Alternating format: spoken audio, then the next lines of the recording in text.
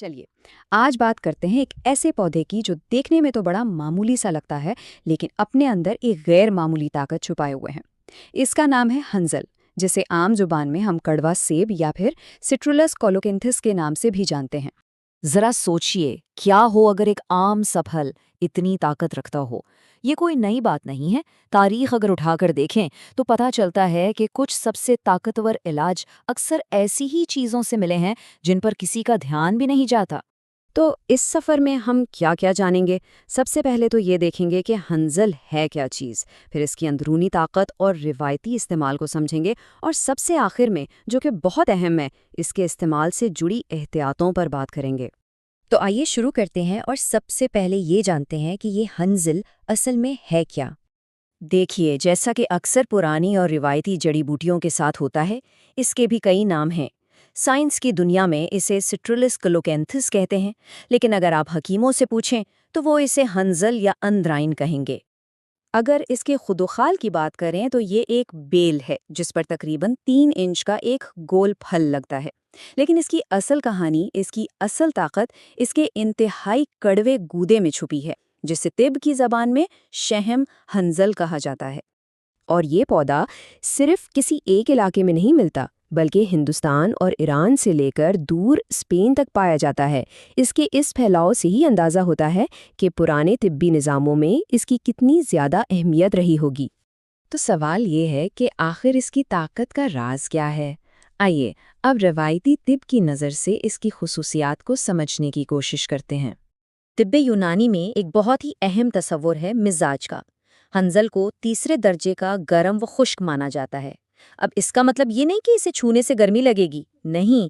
इसका मतलब ये है कि जब ये जिस्म के अंदर जाता है तो इंतहाई गर्मी और खुश्की पैदा करने वाले असरात दिखाता है। रिवायती तौर पर इसके 3 बड़े काम माने जाते हैं। पहला, ये एक इंतहाई ताकतवर मुसहिल है, यानी ये निज़ाम हज़म को पूरी तरह साफ कर देता है। दूसरा, ये इसकाते हमल की सलाहियत रखता है, जिससे इसके ताकतवर होने का अंदाज़ा होता है। और तीसरा, ये जिस्म में सोजिश और वरम को तहलील करता है। लेकिन इन तमाम खुसूसियात में से उसकी सबसे बड़ी पहचान, उसका सबसे बड़ा काम, उसकी शदीद दस्तावर ताकत ही है। यही वो असर है जिसके लिए ये सबसे ज़्यादा मशहूर है। और मज़े की बात यह है कि आज की जदीद साइंस ने इन पुराने दावों की तस्दीक कर दी है। अब हमें मालूम है कि कोलोकेंथिन और सैपोनिन जैसे केमिकल्स ही इसके इन ताकतवर असरात की असल वजह है। ये कदीम हिकमत और जदीद साइंस का एक बेहतरीन मिलाप है। तो इन खुसूसियात की वजह से हंजल एक तरह का चलता फिरता रिवायती दवाखाना था। चलिए देखते हैं कि इसे किन किन बीमारियों के इलाज के लिए इस्तेमाल किया जाता था। इसका सबसे आम इस्तेमाल तो दायमी कब्ज़ को ठीक करने के लिए था। लेकिन बात यहीं ख़त्म नहीं होती थी। इससे गठिया, शियाटिका और नकरस जैसे शदीद दर्द वाले अमराज के इलाज में भी एक अहम दवा समझा जाता था। आप इसकी ताकत का अंदाज़ा इस बात से लगाएं कि हकीम इस पर इतना भरोसा करते थे कि इसे इस्तिस्का यानी जिस्म में पानी भर जाना, जज़ाम और यहाँ तक कि फालिज जैसी इंतहाई संगीन बीमारियों के इलाज में भी इस्तेमाल किया करते थे। और हाँ, ये सिर्फ अकेला इस्तेमाल नहीं होता था, बल्कि ये बहुत सी मशहूर रवायती दवाओं में एक एक्टिव इंग्रेडिएंट के तौर पे शामिल किया जाता था, ताकि उन दवाओं का असर कई गुना बढ़ जाए। लेकिन जहाँ इतनी ताकत हो, वहाँ खतरा भी इतना ही बड़ा होता है। और अब हम इस गुफ्तगू के सबसे अहम हिस्से की तरफ आ रहे हैं, यानी इसके इस्तेमाल में इंतहाई एहतियात। इसकी ताकत का अंदाज़ा लगाना है तो बस इसकी खुराक देख लें।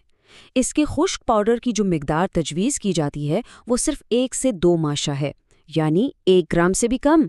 जी हाँ, ये इस बात का सबूत है कि ये कितना शदीद असर रखता है।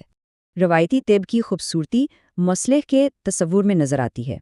हकीम ये जानते थे कि इसका सबसे आम बुरा असर पेट में शदीद मरोड़ उठना है, तो इससे बचने के लिए वो इसके साथ हमेशा कतीरा जैसी इस्लाह करने वाली दवा देते थे, ताकि इसके मनफी असरात कम से कम हों। और इस निज़ाम में एक और हिफाजती तदबीर भी थी। अगर किसी मरीज़ के लिए हंजल बहुत ज़्यादा तेज़ साबित हो रहा है तो उसका एक मुतबादिल भी तजवीज़ किया जाता था, जिसे एलवा कहते थे। तो आखिर में सवाल वहीं आ जाता है कि ये एक ताकतवर दवा है या एक खतरनाक जहर। حنظل کی کہانی ہمیں یہ سکھاتی ہے کہ دوا اور زہر کے بیچ کی لکیر اکثر ہماری سوچ سے کہیں زیادہ باریک ہوتی ہے، اور اس لکیر کے دونوں طرف کیا ہے، یہ صرف علم اور احتیاط ہی بتا سکتے ہیں۔